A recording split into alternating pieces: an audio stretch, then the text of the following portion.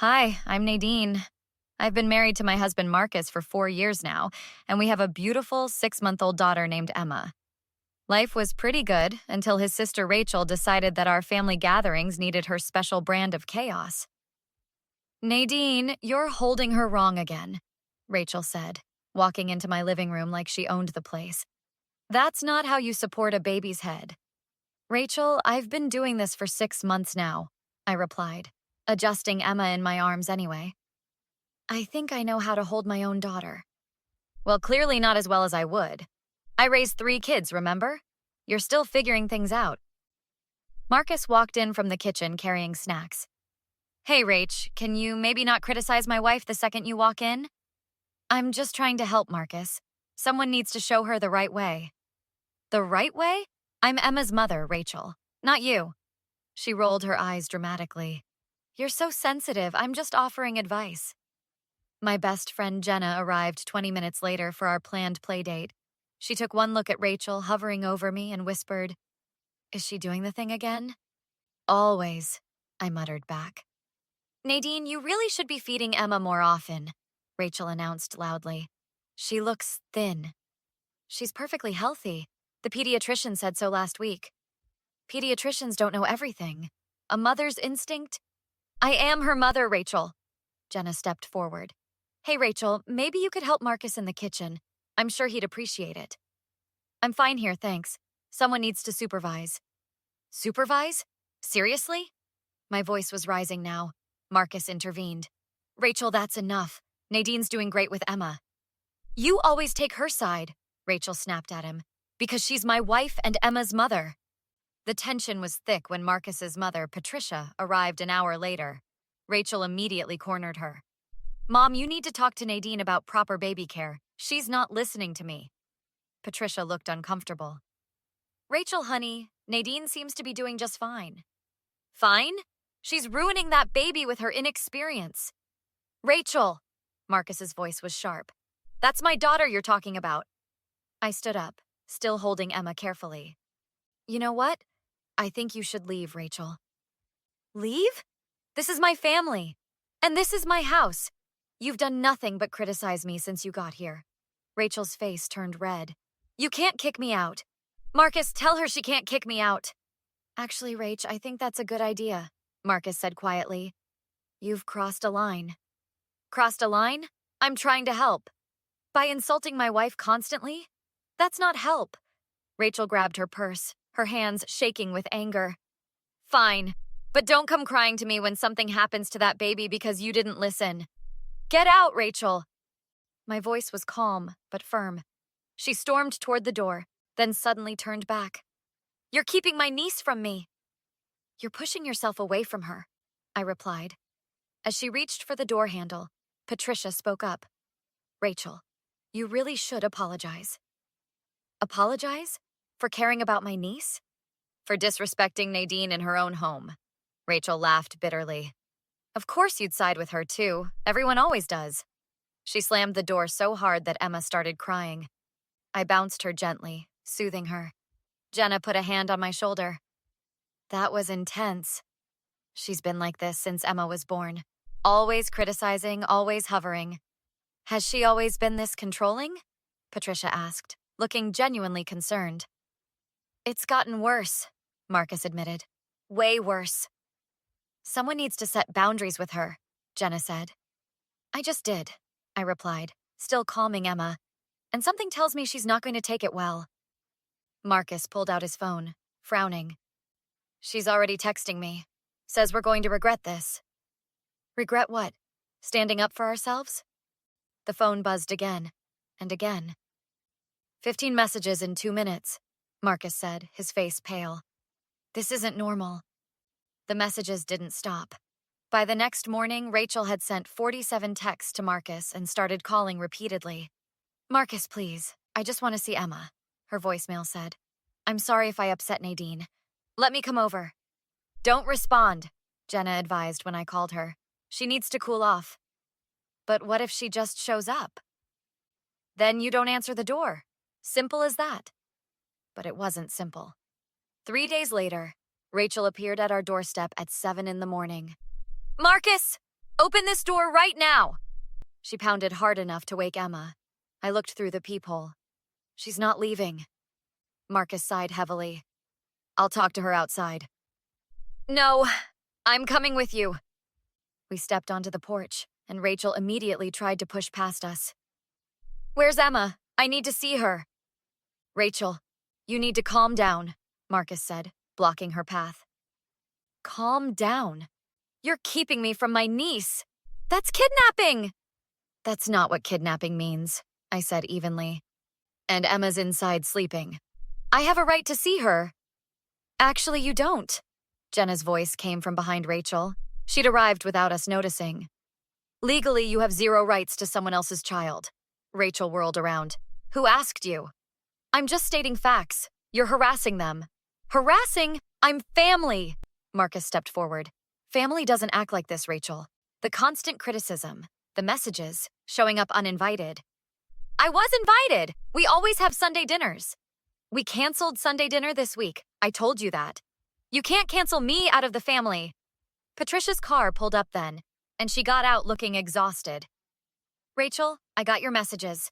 23 messages at 3 in the morning. Mom, they're keeping Emma from me.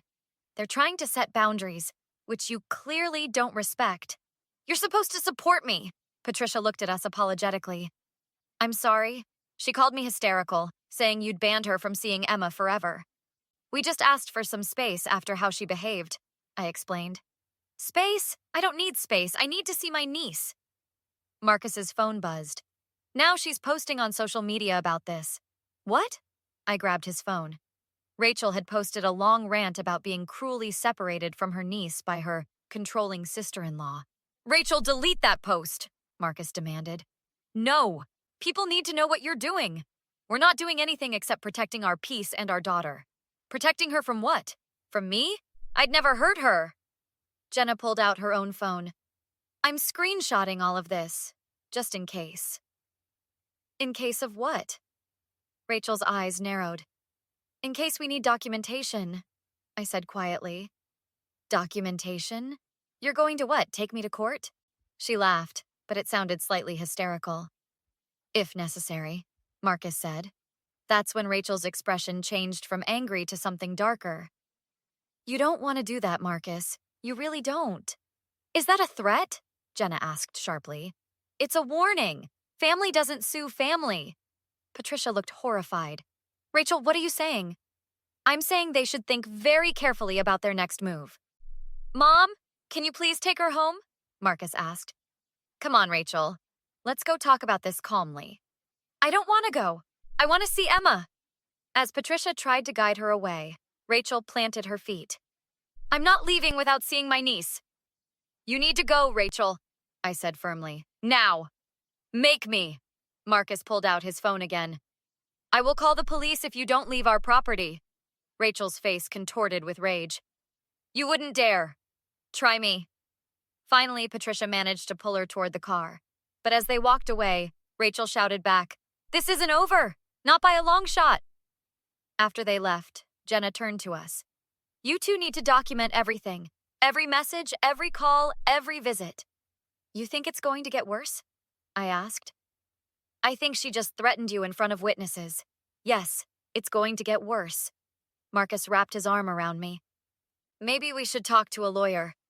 Let's see if she calms down first, I said, though my stomach was in knots. Nadine, that woman is unhinged, Jenna said bluntly. You need to protect yourself and Emma. Rachel showed up 3 more times that week. The messages escalated from pleading to threatening. Marcus was documenting everything when it happened. I was in the nursery with Emma when I heard pounding on the front door.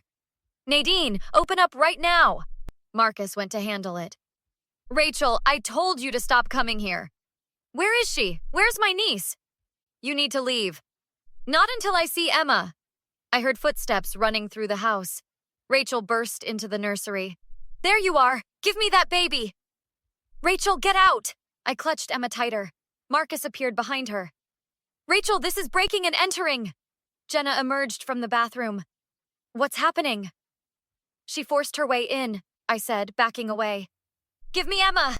Rachel lunged forward. No! I turned to shield Emma. Rachel shoved me, hard, with Emma in my arms. I stumbled backward, hitting the wall. Emma screamed, "You shoved her!" Jenna's voice was shocked. "While she was holding the baby." "I barely touched her! Stop being dramatic!" Marcus grabbed Rachel's arm. "You need to leave now! Get off me!" I was shaking, checking Emma frantically. "Are you hurt, baby?" "She's fine! Everyone's overreacting!" "You assaulted my wife while she was holding our infant!" Marcus shouted. Patricia appeared in the doorway. "What have you done, Rachel?" "Nothing! I didn't do anything!" "I saw you!" Jenna pulled out her phone. "I'm calling the police." "The police? For what?" "For assault. You just assaulted someone holding a baby." Rachel's face went white. "It wasn't assault! Tell them, Marcus!" "Get out of my house! You can't do this! I'm family!" "You put my daughter in danger!" I shouted. "You could have hurt her!" "I would never hurt Emma!" "You just did! You shoved me while I was holding her!" "I didn't mean... It was just a push. My wife could have dropped our baby." Patricia's voice was cold. "Rachel, we're leaving."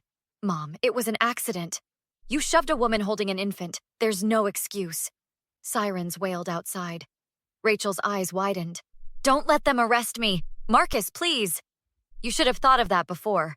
2 officers came to the door. "Someone called about an assault?" "This woman forced entry and shoved my friend while she was holding her baby," Jenna said. Rachel backed away. "This is a misunderstanding."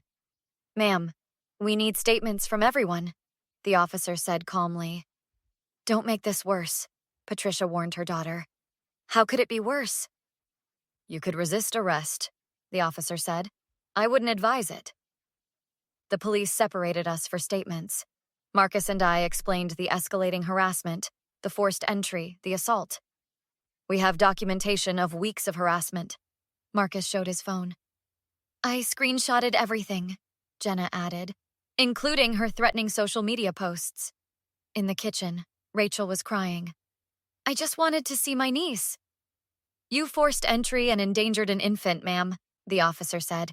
"That's criminal." Patricia sat beside her. "Why didn't you back off when they asked?" "Because Emma needs me. Emma needs safety. You provided the opposite." The officers arrested Rachel that day. As they let her out, she kept calling back. "Marcus, don't let them do this. I'm sorry, please." "You had your chance," Marcus said quietly.